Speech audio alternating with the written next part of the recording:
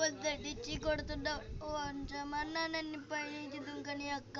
ఒకసారి పైకి ఎక్కేది చూసాననుకో గుడ్లు పీకేస్తా.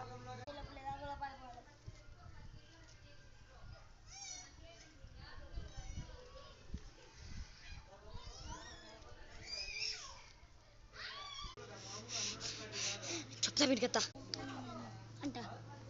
అమ్మా అక్క చూసేసింది. ఉండాలి ఇప్పుడు మళ్ళీ ఉతుకుదు.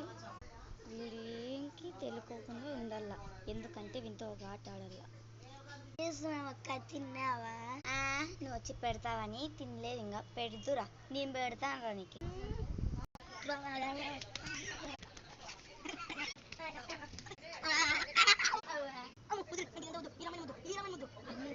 అర్థమైందా తమ్ముడు?